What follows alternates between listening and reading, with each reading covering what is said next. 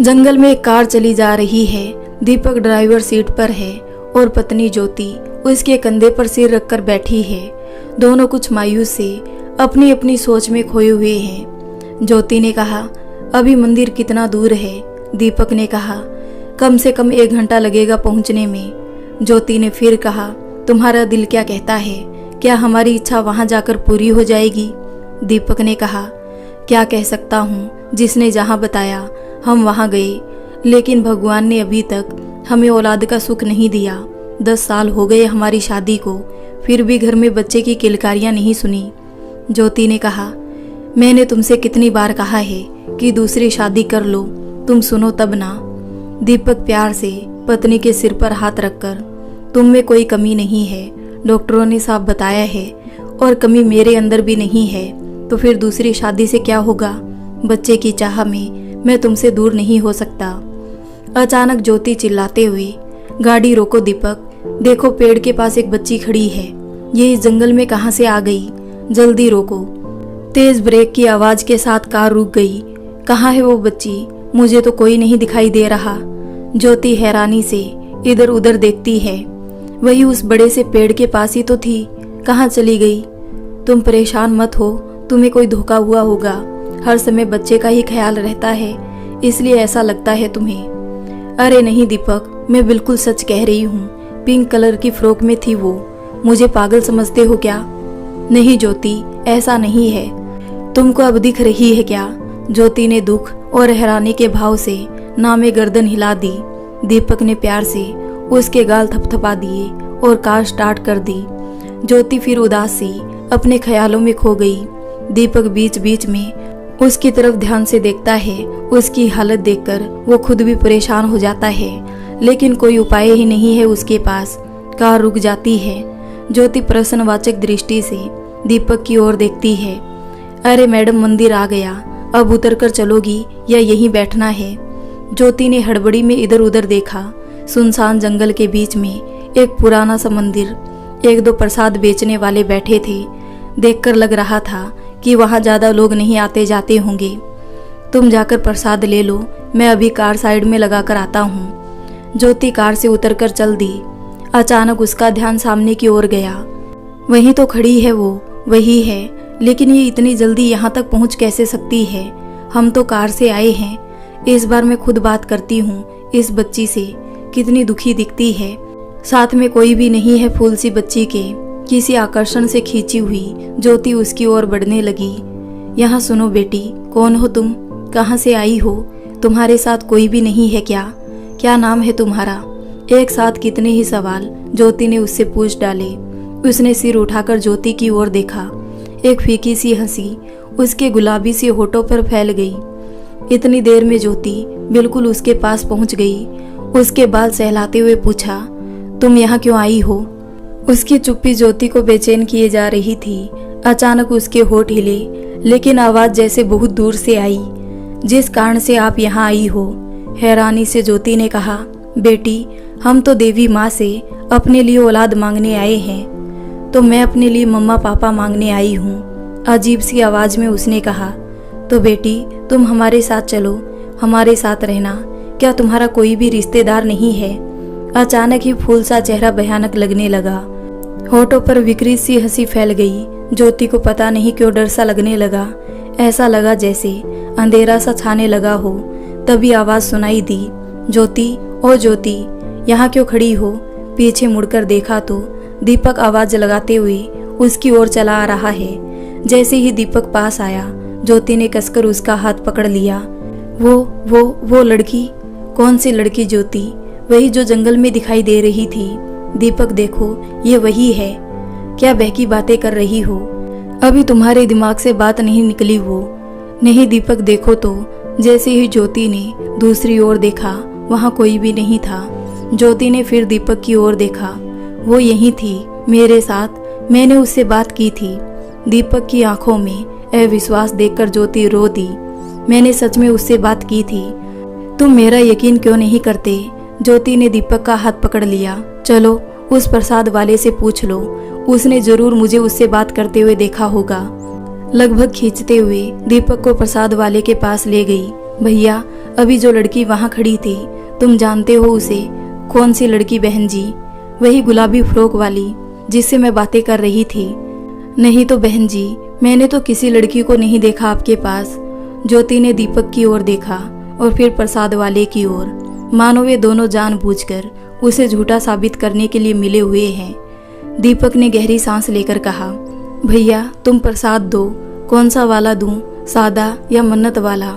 मन्नत वाला दो भैया, इसलिए तो यहाँ आए हैं इतनी दूर से। प्रसाद लेकर दोनों मंदिर की ओर चल पड़े। ज्योति की नज़रों में साफ पता चल रहा है कि वो किसी न किसी तरह दीपक को अपनी बात का विश्वास दिलाना चाहती है। दीपक चुपचाप उसका हाथ पकड़कर मंदिर में प्रवेश करता है। दोनों आंखें बंद करके माता का ध्यान करते हैं। दोनों की आंखों में आंसू झलक आए और सिर जमीन पर टिका दिया, मन्नत का धागा बांधा और उठकर चल दिए। बाहर आकर देखा कि एक साधु धुनी रमाकर बैठे हैं। दोनों ने सिर झुकाकर उन्हें प्रणाम किया। दोनों ही उदास और दुखी है। तभी साधु बाबा बोल पड़े, माता के दरबार से कोई खाली हाथ नहीं जाता बच्चा, जल्दी ही तुम्हारी मनोकामना पूर्ण होगी। माँ पर विश्वास रखो। दोनों चुपचाप सिर झुकाकर कार की ओर चल दिए। पूरे रास्ते ज्योति दीपक के कंधे पर सिर रखकर आंखें बंद करके बैठी रही। बीच बीच में उसकी आंखों में आंसू आ जाते हैं, लेकिन आंख नहीं खोलती। शायद उसे लगता है कि वो लड़की फिर ना दिखाई दे जाए और दीपक फिर उसकी बात पर यकीन ना करे। उधर दीपक ज्योति की हालत देखकर मन ही मन बहुत परेशान है, लेकिन वो भी ज्योति से बात करने की हिम्मत नहीं जुटा पा रहा है। उसका दुख कैसे दूर हो, बस यही सोच रहा है। दिन ब दिन बच्चे की चाहत बढ़ती जा रही है ज्योति के मन में। मन ही मन दीपक ने कुछ सोचा और वो मुस्कुरा उठा। प्यार से एक नज़र ज्योति की ओर डाली और फिर कुछ गुनगुना उठा। घर पहुंचकर भी ज्योति सामान्य नहीं हो पा रही है। उसे रह रहकर सारी बातें याद आ रही है, लेकिन वो ये मानने को तैयार नहीं कि वो सब उसका वहम था। दीपक ने खाना ऑर्डर कर दिया। बढ़िया सी कॉफ़ी बनाकर ज्योति के पास लेकर पहुंचा। दोनों ने चुपचाप कॉफ़ी पी, खाना खाया और सो गए। दीपक ने जानबूझकर कोई बात नहीं छेड़ी, क्योंकि वो जानता था कि अभी ज्योति परेशान है। वो उसे और परेशान नहीं कर सकता है। सुबह की धूप खिली हुई है। दीपक ने करवट बदली। ज्योति बिस्तर पर दिखाई नहीं दे रही है। रसोई घर में कुछ खटर पटर की आवाज़ सुनाई दे रही है। एक जम्भाई लेते हुए वो उठकर बैठ गया। तभी ज्योति ट्रे में चाय लेकर आ गई, अखबार के साथ। दोनों ने चाय पीना शुरू कर दिया। आखिरकार चुप्पी को दीपक ने दूर किया। बड़ी जल्दी उठ गई ज्योति। नींद नहीं आई क्या? ज्योति मुस्कुराकर, आज ऑफिस नहीं जाना क्या? अरे हाँ, क्यों नहीं जाना? दीपक के दिमाग में अभी भी कल की बात घूम रही है, इसलिए समय का ध्यान ही नहीं रहा। वो सोच विचार कर रहा था कि क्या ज्योति को किसी मनोवैज्ञानिक को दिखाना चाहिए, लेकिन ज्योति कहीं नाराज ना हो जाए कि मैं उसे पागल समझता हूँ। प्रकट में उसने कुछ नहीं कहा। चाय पीकर वो वॉशरूम चला गया और ज्योति रसोई में उसके ब्रेकफास्ट की तैयारी करने लगी। वो भी कल की बात सोच रही है। पहले कभी तो नहीं हुआ उसके साथ ये सब कुछ। दीपक से वो इस बारे में बात नहीं करना चाहती है। उसे लगता है कि दीपक उसकी बात पर यकीन नहीं कर सकता है। तो फिर क्या फ़ायदा। अचानक ड्राइंग रूम में चलने फिरने की आवाज़ सुनाई दी। दीपक तैयार होकर आ गया है शायद। आज बड़ी जल्दी तैयार हो गया। ज्योति ब्रेकफास्ट लेकर रूम में पहुंच गई। वहाँ तो दीपक नहीं है। दीपक कहाँ हो तुम? अरे भाई, तुम्हारे सामने ही तो वॉशरूम गया था। दीपक ने दरवाज़ा खोला। ज्योति उसे हैरत से देख रही है। नहीं, ये धोखा नहीं था। कोई तो था ड्राइंग रूम में। साफ साफ आवाज़ सुनी थी मैंने। लेकिन दीपक तो अभी मेरे सामने बाथरूम से निकला है, तो फिर क्यों मुझे लगा कि कोई है वहाँ? क्या बात है, आज तो बहुत जल्दी है मुझे ऑफिस भगाने की। नाश्ता लेकर पहले से खड़ी हो। दीपक के मजाक का कोई जवाब दिए बिना वो इधर उधर देखने लगी। कुछ हमसे भी बात कर लो, हम भी सामने हैं तुम्हारे। दीपक ने मजाक जारी रखते हुए कहा। ज्योति ने हैरान परेशान होते हुए नाश्ता टेबल पर रख दिया। क्या हुआ ज्योति, तुम कुछ बोलती क्यों नहीं? परेशान लग रही हो। कोई था ड्राइंग रूम में, मैंने आवाज़ सुनी थी। दीपक अचानक गंभीर हो गया। उसे तो लगा कि ज्योति अब ठीक ठाक है, लेकिन उसकी हालत बता रही है कि उसे फिर से कोई भ्रम हो गया है। उसे परेशानी से निजात दिलाने के लिए दीपक हंस पड़ा। ओह वो तो मैं टॉवल भूल गया था, उसे लेने के लिए रूम में आ गया था। तुम भी? दीपक ने नाश्ता किया और ऑफिस के लिए निकल गया, लेकिन उसे महसूस हो रहा था कि ज्योति ने उसकी बात पर यकीन नहीं किया है। वो अभी भी परेशान ही है। उसे इस हालत में देखकर दीपक बहुत बेचैन है, लेकिन क्या करूं, कुछ समझ नहीं आ रहा है। पता नहीं दिन भर वो अकेले घर में कैसे रहेगी। दीपक को ऑफिस में दिन काटना मुश्किल हो गया। वो ज्योति से दिलो जान से प्यार करता है। उसकी ये हालत देखकर वो खुद भी बहुत परेशान है।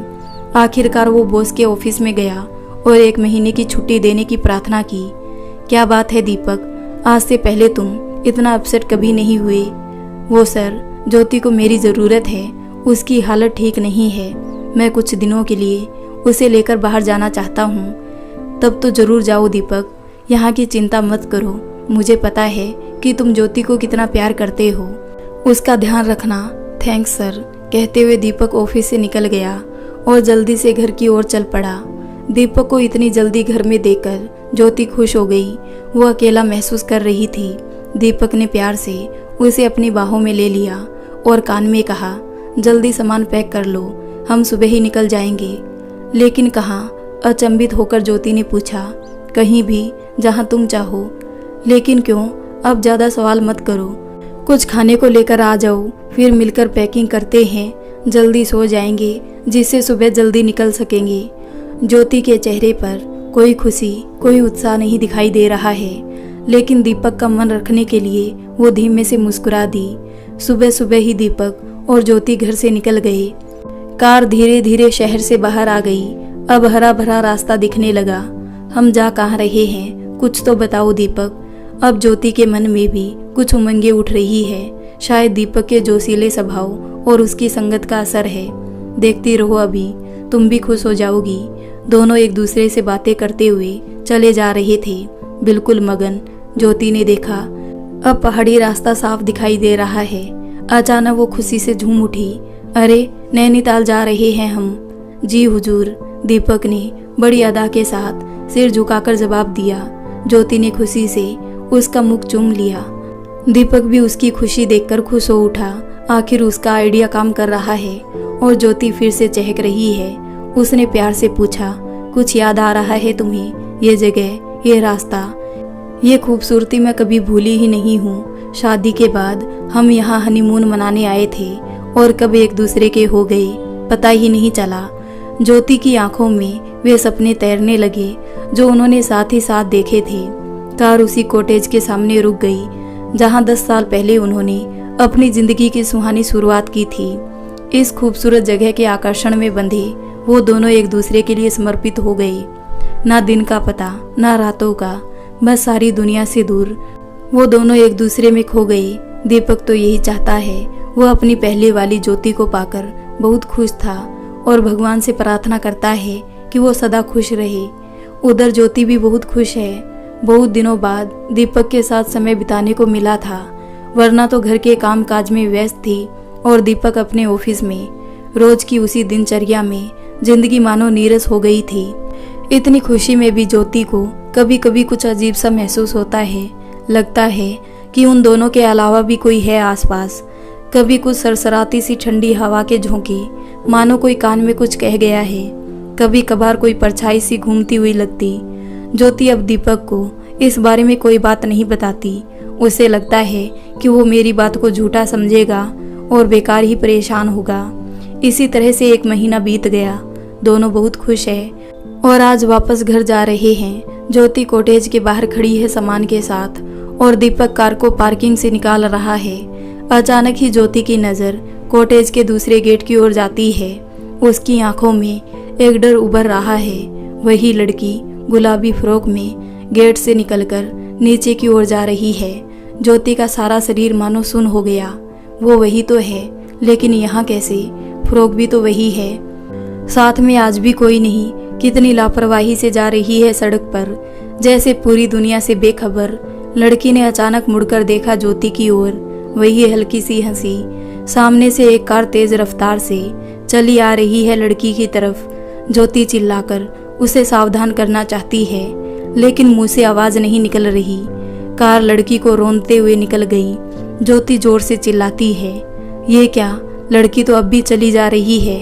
ज्योति की आंखें फटी की फटी रह गई। इतने में दीपक गाड़ी लेकर ज्योति के पास आ गया।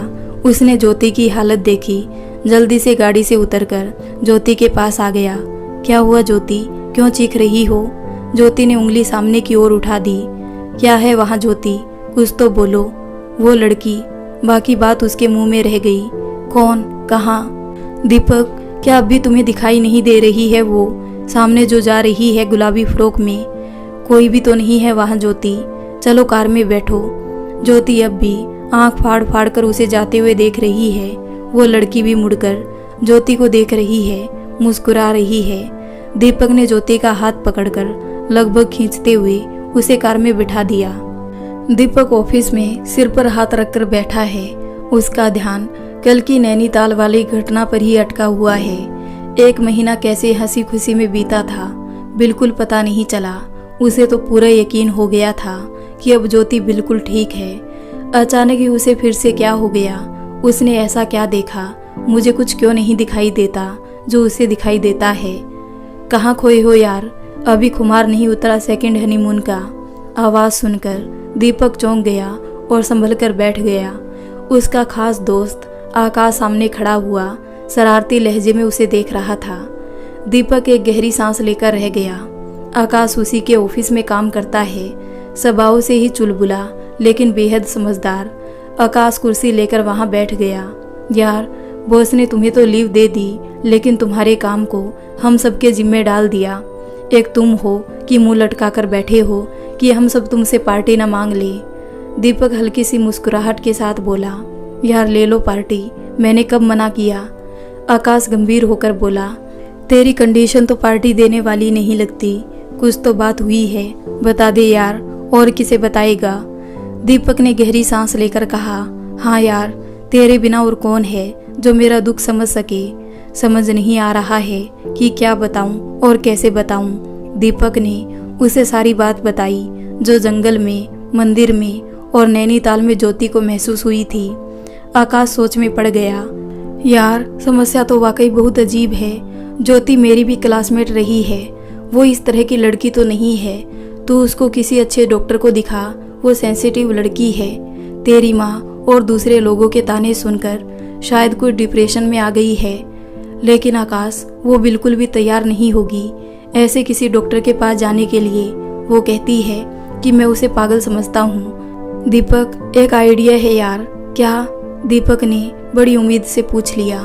आकाश ने कहा, एक डॉक्टर मेहता है गांधीनगर में, बहुत ही अच्छे हैं और समझदार डॉक्टर है। सबसे बड़ी बात यह है कि वो पहले तुमसे ही बात कर लेंगे, बाद में ज़रूरत पड़ने पर ज्योति को किसी बहाने से ले जाना। दीपक की आंखें खुशी से चमक उठी। वो आकाश से लिपट गया। यार, तू ही मेरा सच्चा दोस्त है। अब जल्दी डॉक्टर साहब का अपॉइंटमेंट ले लेते हैं। आज ही मैं उनसे ज्योति के बारे में बात करना चाहता हूँ। जो हुक्म मेरे आका, आकाश ने कहा। दीपक इस बात पर हंस पड़ा। अगले दिन आकाश फिर दीपक के कैबिन में गया। दीपक का हाल लगभग कल जैसा ही था, उदास सोच में गुम। अब क्या हुआ यार दीपक, डॉक्टर साहब नहीं मिले क्या कल? मिल तो गए यार, मैंने सारी बात भी उन्हें बता दी थी। वैसे तो चिंता की कोई बात नहीं है, लेकिन उन्होंने कहा है कि ज्योति का अकेला रहना ठीक नहीं है, उसे किसी के साथ की ज़रूरत है। तुझे तो पता है कि मैं माँ को यहाँ नहीं ला सकता। वो तो वैसे ही ज्योति को कुछ ना कुछ सुनाती रहेगी। ज्योति की तो माँ है नहीं। अब ये नहीं समझ आ रहा है कि क्या किया जाए। मैं तो नौकरी छोड़कर घर पर नहीं बैठ सकता उसके पास। बात तो सही है दीपक। अच्छा ये बता कि अगर कोई बाई मिल जाए तो सुबह तेरे घर पहुंच जाए, और जब तू ऑफिस से घर पहुंचे तो वो अपने घर चली जाए। यार, आजकल बाई के क्या कम नखरे हैं, पता नहीं कौन कैसी है, कहीं कोई और मुसीबत ना खड़ी हो जाए। और ज्योति भी तो आसानी से तैयार नहीं होगी बाई के लिए। बात तो तेरी ठीक है दीपक, लेकिन कुछ तो करना पड़ेगा। चल तू अपने यार पर छोड़ दे, बेफिक्र हो जा, मैं कल बताऊंगा तुझे। और हाँ, कल सुबह मैं तेरे घर आ जाऊंगा।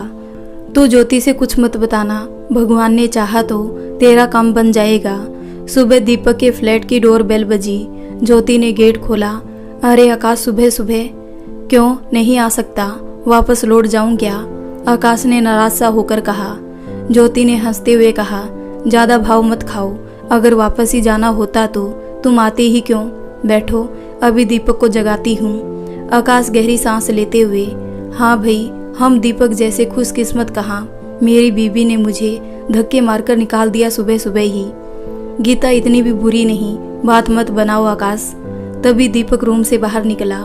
ज्योति ने मुड़कर देखा और चीख पड़ी, दीपक वो क्या बात है? दीपक और आकाश चौंक गए। ज्योति का चेहरा सफेद पड़ गया था, आंखें फटने को तैयार है उसकी। आकाश ने ज्योति को झकझोर दिया, क्या हुआ? बोलो तो। दीपक के पीछे ज्योति ने लड़खड़ाते शब्दों में कहा, क्या कुछ भी तो नहीं है वहाँ? आकाश ने कहा। दीपक ने भी चौंक कर अपने पीछे देखा। ज्योति उंगली से इशारा करते हुए गेट की ओर देखने लगी। वो जा रही है गेट के बाहर। ज्योति अभी भी हड़बड़ाते हुए कहती जा रही है। दीपक ने ज्योति को संभाला, कुछ भी तो नहीं है वहाँ। ज्योति अचानक जैसे होश में आई, आकाश तुम बताओ, तुमने देखी ना वो लड़की? लेकिन वो हमारे बेडरूम में कहाँ से आ गई? और देखो कैसे चुपचाप बाहर निकल गई, देखा ना तुमने? दीपक तो हर बार मना कर देते हैं। हैरानी से दीपक और आकाश ने गेट की तरफ देखा, वो तो बंद था। खुद ज्योति ने अपने हाथ से बंद किया था। आकाश के अंदर आने के बाद, ज्योति गेट तो बंद है, फिर कोई बाहर कैसे जा सकता है? आकाश ने समझाने वाले लहजे में कहा। और दीपक के पीछे भी कोई नहीं था, सब तुम्हारा वहम है। ज्योति ने थोड़ा गुस्से से कहा, तुम दोनों मिलकर मुझे झूठा साबित करना चाहते हो ना, मुझे पागल समझ रहे हो ना।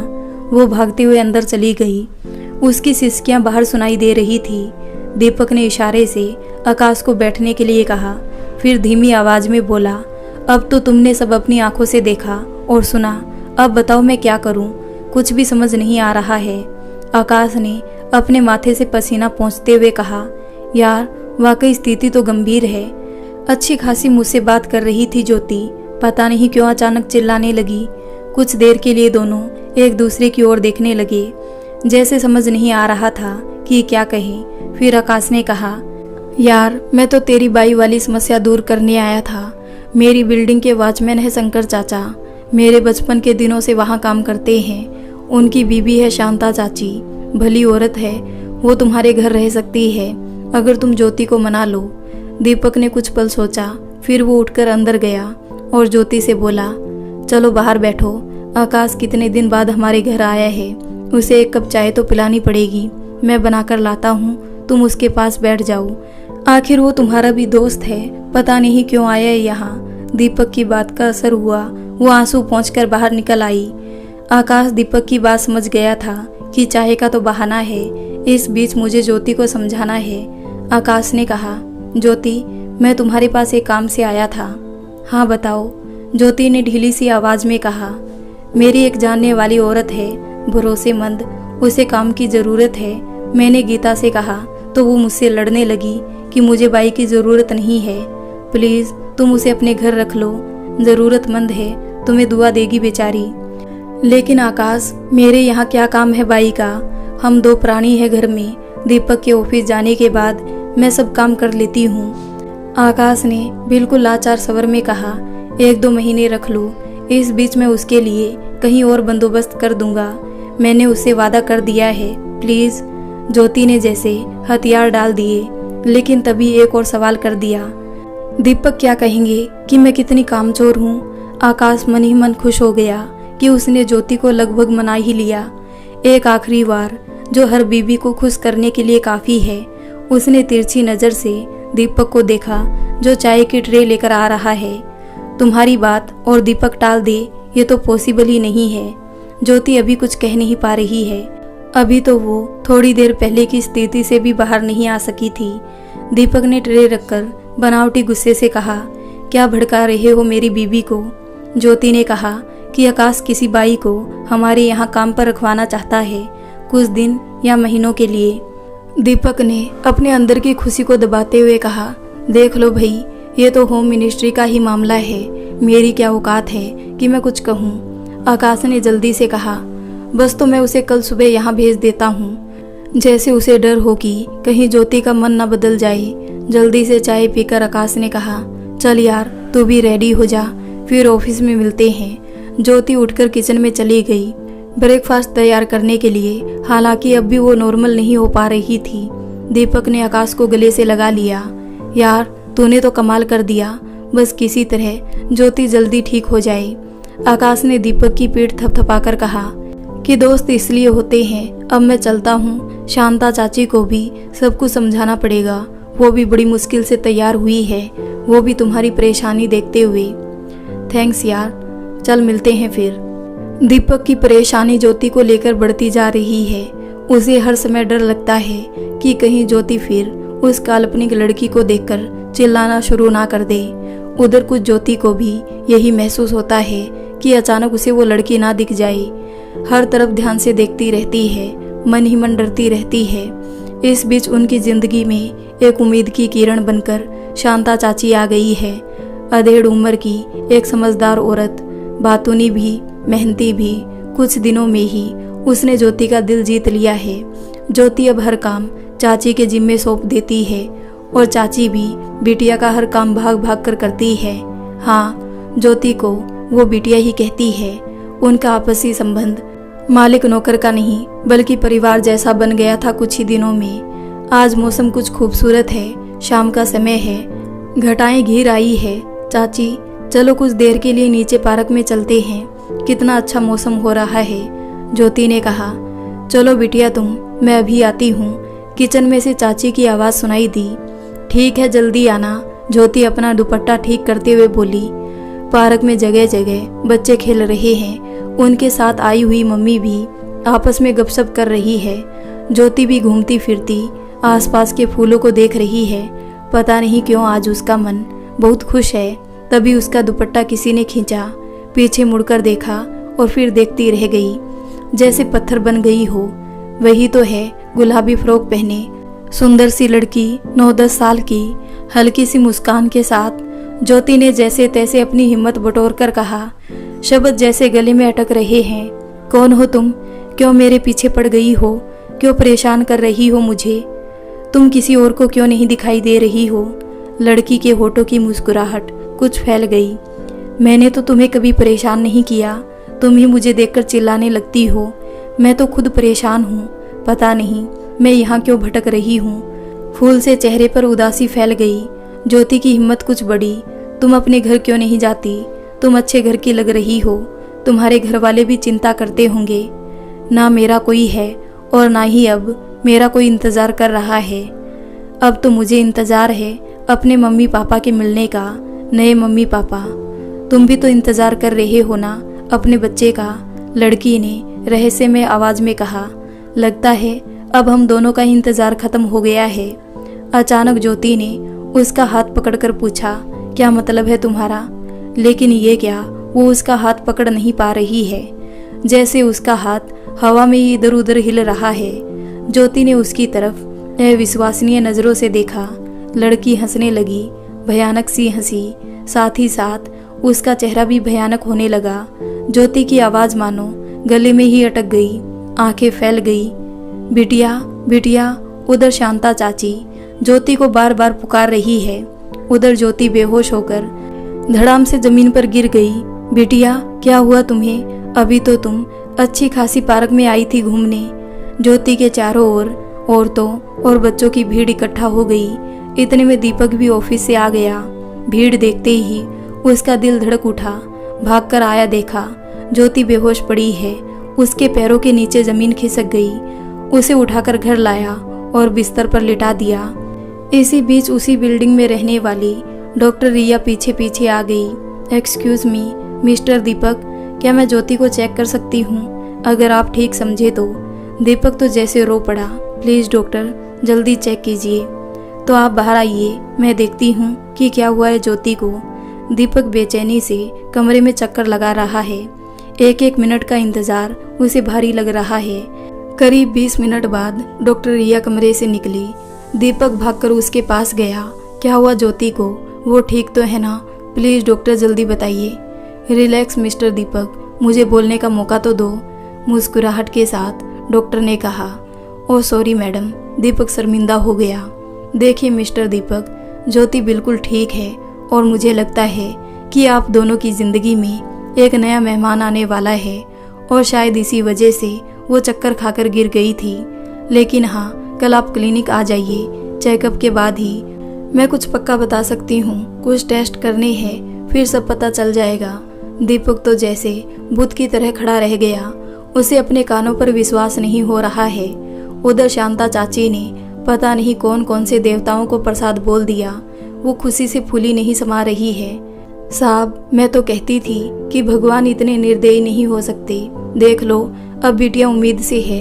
अब तो बिटिया का और भी ज्यादा ख्याल रखूंगी। पता नहीं चाची क्या क्या बोले जा रही है और दीपक यंत्रवत खड़ा है। अचानक ही उसकी आंखों में खुशी के आंसू आ गए। आसमान की तरफ देखते हुए हाथ जोड़े। लगता है कि पैर जमीन पर नहीं पड़ रहे हैं। क्या सच में भगवान ने हमारी सुन ली? उस जंगल वाले मंदिर के साधु बाबा जी की बात याद आ गई। हाँ, उन्होंने कहा था कि माता के दरबार से कोई खाली हाथ नहीं जा सकता है। तो क्या माता ने हमारी सुन ली? दीपक, दीपक। अचानक ज्योति की आवाज से दीपक की तंद्रा भंग हुई। वो भागकर ज्योति के पास पहुंचा। खुशी से पैर जमीन पर नहीं पड़ रहे हैं। बोलने के लिए होठ फड़क रहे हैं, लेकिन मुंह से बात नहीं निकल रही है। ज्योति, भगवान ने हमारी सुन ली। जल्दी हमारे घर में भी खुशियां आने वाली है। ज्योति हक्की बक्की से दीपक का मुंह देखने लगी। उसके गालों पर आंसुओं के निशान है। वो रो रही है। ज्योति, तुम रो क्यों रही हो? डॉक्टर ने तुमको कुछ नहीं बताया क्या? अब तुम्हें रोने धोने की जरूरत नहीं है। कल मैं तुम्हें लेकर क्लिनिक चलूंगा, सब ठीक हो जाएगा। दीपक अपनी ही तरंग में बोले जा रहा है और ज्योति दुखी मन से उसकी ओर देख रही है।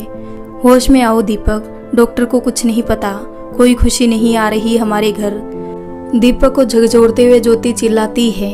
हाँ, आज मुझे वो लड़की फिर मिली पार्क में। वो जिंदा नहीं है, कोई आत्मा है वो भटकती हुई। तभी वो हर जगह पहुंच जाती है। पता नहीं क्यों वो हमारे पीछे पीछे आती है। आज मैंने उससे बात की थी। पता नहीं वो क्या अजीब सी बातें कर रही थी। उससे डरकर मैं बेहोश हो गई थी। समझने की कोशिश करो दीपक, पता नहीं कि हम किस मुसीबत में फंसने वाले हैं। प्लीज मेरा यकीन करो दीपक, प्लीज। ज्योति रोए जा रही है और दीपक जैसे उसके तो अरमानों पर पानी फिर गया। तभी छनाक की आवाज हुई। शांता बाई जो ज्योति के लिए जूस लाई थी, उसके हाथ से गिलास छूट गया। सारे फर्श पर गिलास के टुकड़े और जूस फैल गया। उसने भी उनकी सारी बातें सुन ली। चेहरे पर फैली खुशी का स्थान डर और चिंता ने लिया। कमरे में सन्नाटा छा गया। पता नहीं ये कौन से तूफान से पहले का सन्नाटा है। दीपक ने जैसे तैसे अपने आप को संभाला, लेकिन उसने निश्चय कर लिया था कि वो सुबह ज्योति को डॉक्टर के पास जरूर लेकर जाएगा। दोनों की ही रात करवट बदल बदल कर बीती। दोनों एक दूसरे से बात नहीं कर पा रहे हैं। जैसे शब्द ही खत्म हो गए थे उनके पास, इसी तरह रात बीती। शांता भी उन दोनों की हालत देखकर रात को अपने घर नहीं गई थी। वो भी उनके लिए दुखी थी। सुबह दीपक उठा, अपने कमरे से बाहर निकला। देखा तो शांता साफ सफाई कर रही है। चाची, चाय बना दो और ब्रेकफास्ट की तैयारी कर लो। ज्योति अभी सो रही है, उसे मत डिस्टर्ब करना। रात को ठीक से सोई नहीं है। आज मैं ऑफिस नहीं जा रहा हूँ, ज्योति को डॉक्टर के पास लेकर जाना है। दीपक ने कहा। ठीक है साहब, शांता ने कहा, लेकिन उसके चेहरे से साफ पता चल रहा है कि वो मायूस है कि डॉक्टर के पास जाने का कोई फायदा नहीं है। दीपक ने ऑफिस में इन्फॉर्मेशन दी और न्यूज़पेपर पढ़ने लगा, लेकिन पढ़ने में मन नहीं लग रहा है। बालकनी में टहलने लगता है, लेकिन मन की उधेड़ बुन खत्म होने का नाम ही नहीं ले रही है।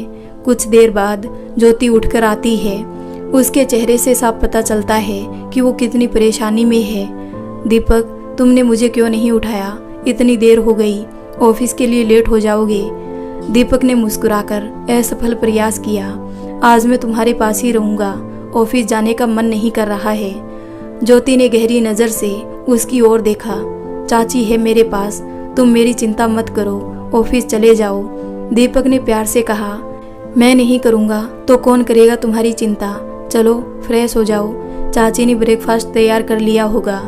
ज्योति, अब तैयार हो जाओ, डॉक्टर रिया के क्लिनिक पर चलना है, दीपक ने ब्रेकफास्ट के बाद कहा। ज्योति ने कुछ नहीं कहा, चुपचाप कमरे के अंदर चली गई।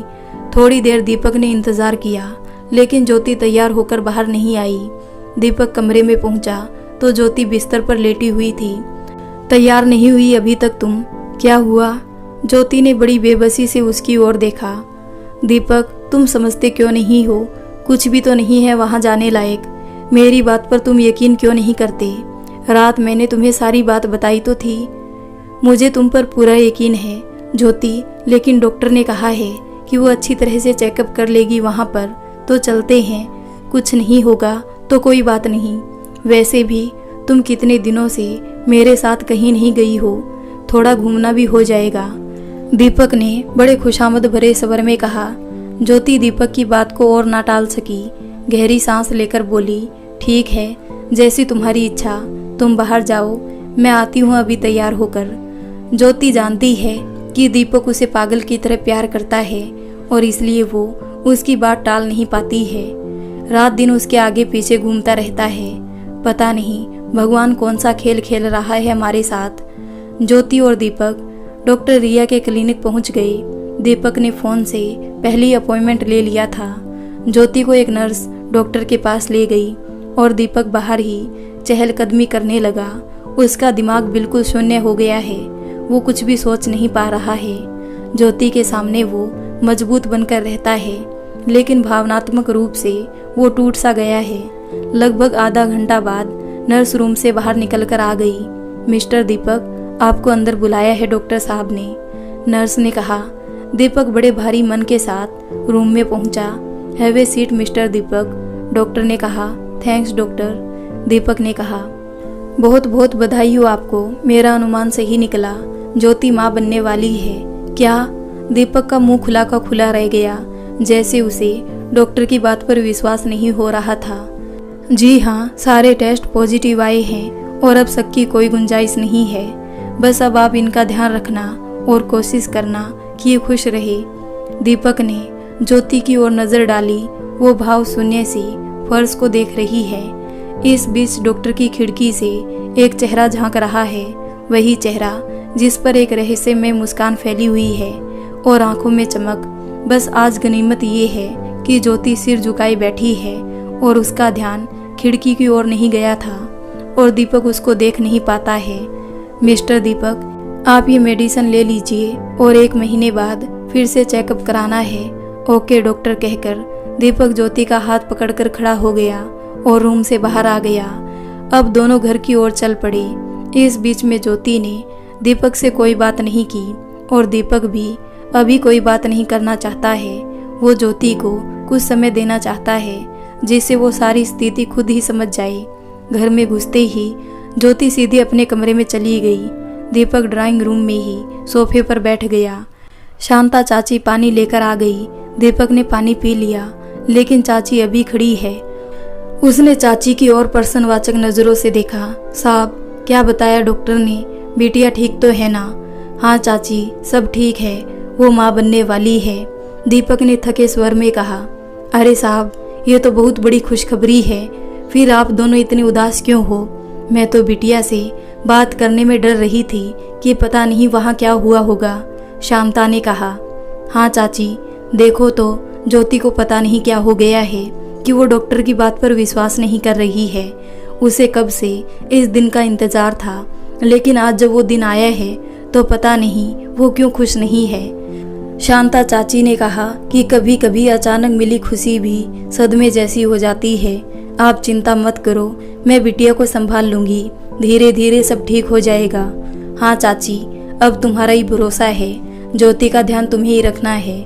शांता ज्योति के कमरे में पहुंची, उसे पानी दिया और बोली, बिटिया जल्दी उठकर हाथ मुंह धो लो और फिर चलकर भगवान के सामने सिर झुकाकर अपने और अपने बच्चे के लिए प्रार्थना करो।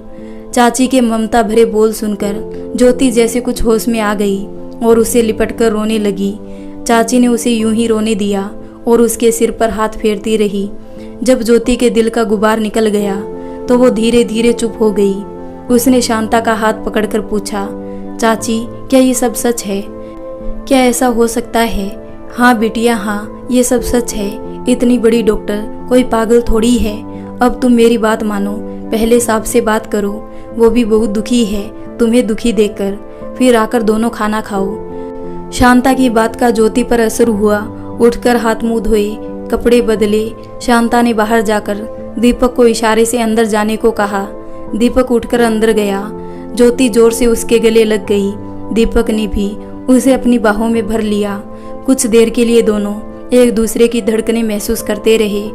ज्योति को मुस्कुराता हुआ देखकर दीपक भी मुस्कुरा दिया। कितने दिनों बाद वे दोनों एक साथ खुशी का अनुभव कर रहे हैं। दीपक ने कहा, प्लीज अब ऐसे ही मुस्कुराती रहना, अब हमें अपने बच्चे का भी ध्यान रखना चाहिए।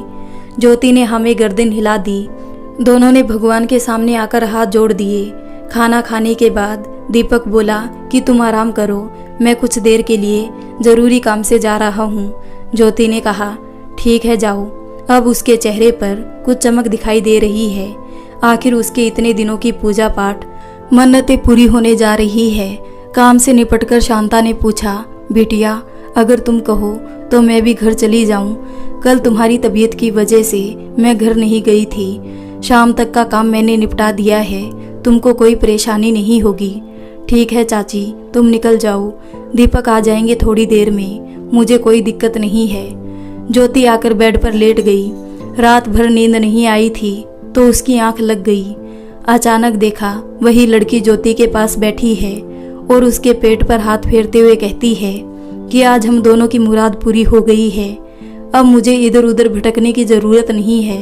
मुझे मेरा घर और मम्मा पापा मिल गए हैं। अब मैं बहुत खुश हूँ, आप भी खुश हो जाओ। आगे भी भगवान मुझे न्याय दिलाने में मेरी मदद करेंगे। ज्योति को डर नहीं लग रहा है, बल्कि उसका मासूम चेहरा बड़ा प्यारा लग रहा है। कैसा न्याय और कैसी मदद वो तो मुझे भी नहीं पता, लेकिन अब मैं आपको दिखाई नहीं दूंगी। लड़की ने प्यार से ज्योति के गाल को चूम लिया और उठकर जाने लगी। आज पहली बार उसका जाना ज्योति को अच्छा नहीं लग रहा है। उसके अंदर उस बच्ची के लिए ममता उमड़ रही है। ज्योति ने उसका हाथ पकड़ना चाहा। सुनो तो, रुक जाओ, लेकिन वो धीरे धीरे दूर जाने लगी। ज्योति की आंख खुल गई। ये सब एक सपना था। ज्योति ने धीरे से अपने पेट पर हाथ रखकर देखा। एक अजीब सी खुशी का आभास हुआ। फिर उसने अपने गालों को छुआ। पता नहीं क्यों आज ना वो डरी ना ही परेशान हुई, बल्कि उसे लग रहा था कि कुछ और देर वो उससे बातें कर पाती। ये सब क्यों हो गया है वो ये भी नहीं सोच रही है। जैसे उसके पिछले दुख, दर्द, कष्ट सब दूर हो गए। धीरे धीरे दीपक और ज्योति की जिंदगी से खौफ का साया हटता जा रहा है। उनकी जिंदगी खुशगवार हो चली है। समय बीतने के साथ ज्योति ने एक फूल सी बच्ची को जन्म दिया। नाम रखा गया बुलबुल। अपने नाम के अनुरूप ही उसने दोनों के जीवन बगिया को चहका दिया। समय पंख लगाकर उड़ रहा है। बुलबुल लगभग 3 साल की हो गई है। पूरे घर में भागती फिरती है। अपनी शैतानी से सबको हैरान कर देती है। ज्योति उसे मारने भागती है तो शांता अपने पीछे छिपा लेती है। इस बीच शांता के पति का देहांत हो गया है और अब वो इन लोगों के साथ ही रहती है। बुलबुल की सारी जिम्मेदारी शांता ने ही संभाल रखी है। ज्योति शाम के समय बुलबुल को नीचे पार्क में भेजती है शांता के साथ।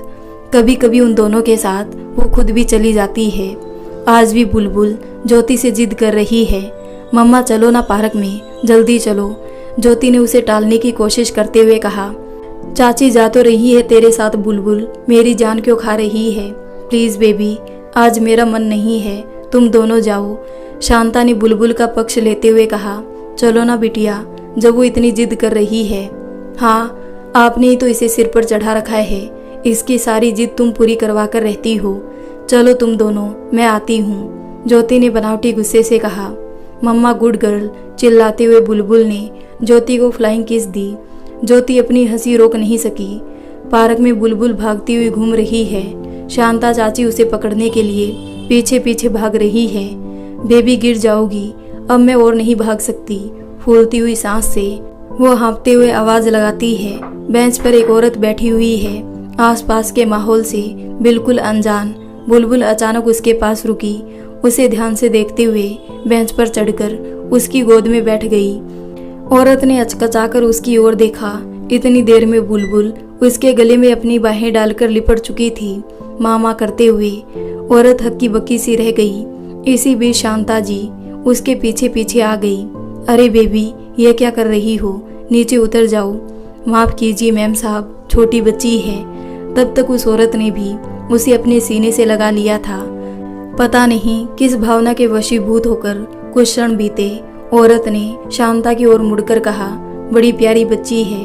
अब शांता ने उस औरत को देखा और चौंक कर बोली, अरे काजल मैम साहब, आप यहाँ कैसे? आप तो उस वाली बिल्डिंग में रहती थी। अब काजल ने ध्यान से उसकी ओर देखा। शांता तुम? इतने में ज्योति भी वहाँ आ गई। शांता ने उसकी ओर इशारा करते हुए कहा, ये ज्योति बिटिया है, ये बच्ची इन्हीं की है, मैं इनके यहाँ काम करती हूँ। ज्योति से शांता ने कहा कि ये काजल मैम साहब है, राकेश साहब वाली बिल्डिंग में रहती थी पहले, जहाँ मेरा आदमी काम करता था। ज्योति ने अनमने मन से कहा, अच्छा।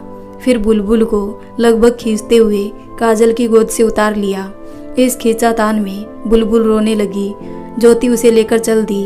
बुलबुल अब भी माँ की रट लगाई जा रही है। वो काजल की तरफ हाथ फैला रही है। ज्योति उसे लेकर घर पहुंची। पीछे पीछे शांता भी पहुंच गई। क्या शांता चाची, आपसे छोटी बच्ची नहीं संभाली जाती? मत लेकर जाया करो फिर इसे। पता नहीं क्यों ज्योति इतनी झुंझला पड़ी शांता पर।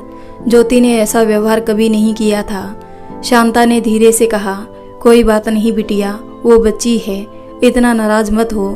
काजल मैम साहब भी बहुत अच्छी है, बड़ी अमीर है, लेकिन भगवान ने उनके साथ बड़ा अन्याय किया है। ज्योति जैसे काजल के बारे में कुछ नहीं सुनना चाहती है। ठीक है, अब जाकर अपना काम करो। शांता चुपचाप किचन की ओर चल दी। ज्योति का व्यवहार बड़ा अजीब सा लगा उसे। अगले दिन शाम को बुलबुल फिर पार्क में जाने की जिद करने लगी, लेकिन ज्योति ने उसे सख्ती से मना कर दिया। अगले दिन रविवार था। दीपक भी घर पर था। अचानक डोरबेल बजी। दीपक ने गेट खोला। दरवाजे पर काजल खड़ी हुई थी। दीपक ने नमस्ते करके अंदर बुलाया और ज्योति को आवाज लगा दी। इतनी देर में ज्योति वहां आ गई। उसने अनजान बनते हुए कहा, जी कहिए। वो मैं बुलबुल से मिल सकती हूँ? काजल ने हिचकिचाते हुए कहा, सॉरी, वो सो रही है। ज्योति ने रूखी सी आवाज में जवाब दिया और तुरंत नमस्ते के अंदाज में हाथ जोड़कर खड़ी हो गई। काजल जैसे उसका इशारा समझ गई। गहरी सांस लेकर वो वापस जाने के लिए मुड़ गई। ज्योति ने तुरंत धड़ाक से दरवाजा बंद कर दिया। तभी अंदर कमरे से बुलबुल अपने खिलौनों को लिए हुए आ गई। दीपक ने ज्योति से कहा, क्या बात है ज्योति, घर आई हुई इंसान से कोई ऐसे व्यवहार करता है क्या? और तुमने झूठ क्यों बोला कि बुलबुल सो रही है? ये कौन थी? पहले तो कभी नहीं देखा इनको। ज्योति ने कहा, इसी बिल्डिंग में रहती है, मैं ज्यादा कुछ नहीं जानती इनके बारे में। इतना कहकर वो कमरे में चली गई। शांता ने धीरे से कल पार्क में घटी घटना दीपक को बता दी और ये भी कि काजल पहले राकेश वाली बिल्डिंग में रहती थी। ऑफिस में दीपक ने राकेश से बात करके काजल के बारे में पूछा। राकेश ने बताया कि वे दोनों पति पत्नी बहुत ही अच्छी आदत के थे। काफी बड़ा बिजनेस था और काफी प्रॉपर्टी थी। एक कार हादसे में काजल के पति का देहांत हो गया। काजल का एक चचेरा भाई अपने बच्चे और बीबी के साथ इनके घर पर रहने लगा। धीरे धीरे उसने सब कुछ अपने हाथ में ले लिया और काजल भी अपने घर में अवांछित हो गई। इनकी एक बेटी भी थी, कोई 8-10 साल की। एक दिन अचानक ही उसकी छत से गिरकर मौत हो गई। तब से वो इतने सदमे में आ गई है कि सबसे मिलना जुलना बंद कर दिया है। कुछ साल पहले उन्होंने वहां से शिफ्ट कर दिया था। ओह, बड़ी दुख भरी कहानी है काजल जी की, दीपक ने गहरी सांस लेकर कहा। दीपक ऑफिस से घर लौटकर आया तो देखा कि बुलबुल रो रही है। क्या हुआ बेबी? दीपक ने प्यार से गोद में उठाते हुए कहा। मम्मा मुझे पार्क में खेलने नहीं जाने देती। पापा आप चलो ना मेरे साथ, बुलबुल ने मचलते हुए कहा। दीपक ने ज्योति की ओर देखा। क्या हुआ ज्योति, जाने दो ना बुलबुल को। ज्योति ने कुछ जवाब नहीं दिया। दीपक ने कहा, मुझे सब पता चल गया है कि बुलबुल काजल को माँ कह रही थी और तुम परेशान हो गई। बुलबुल हमारी बेटी है, इस तरह वो किसी और की नहीं हो जाएगी। ज्योति ने तमक्कर जवाब दिया, मैंने बड़ी मुसीबतों से एक बच्ची को पाया है और मैं ये सहन नहीं कर सकती कि कोई उस पर अपना हक जताए। ये क्या कह रही हो तुम? पागल तो नहीं हो गई हो? उन्होंने कौन सा हक जताया है? जब हमारा कोई बच्चा नहीं था हम कितना दुखी रहते थे, याद है ना तुम्हें? तो उस माँ के दिल पर क्या बीत रही होगी जिसने अपनी पली हुई बेटी को खो दी, जो उसके जीने का एकमात्र सहारा थी। अगर हमारी बच्ची को सीने से लगाकर एक माँ के दिल को सुकून मिलता है तो इसमें तुम्हारा क्या बिगड़ जाएगा? आज शायद दीपक ने पहली बार इतनी कठोरता के साथ ज्योति से बात की थी। ज्योति ने कहा, ये सब तुम क्या कह रहे हो? दीपक ने राकेश से हुई सारी बातें ज्योति को बताई। ज्योति की आंखों में आंसू झलक आए। दीपक ने कुछ नरम स्वर में कहा, हाँ ज्योति, वो अभी भी पार्क में बैठकर बुलबुल का इंतजार कर रही है। मैं अभी देखकर आ रहा हूँ। जाओ, कुछ देर बुलबुल को उनके पास खेलने दो। ज्योति बुलबुल का हाथ पकड़कर पार्क में ले गई। काजल उसी बेंच पर गुमसुम सी बैठी हुई है। उसकी आंखों में आंसू साफ दिखाई दे रहे हैं। आज ज्योति ने उसे ध्यान से देखा है। कितना दुख और निराशा है उसके चेहरे पर। तभी बुलबुल उसे देखकर चहक उठी।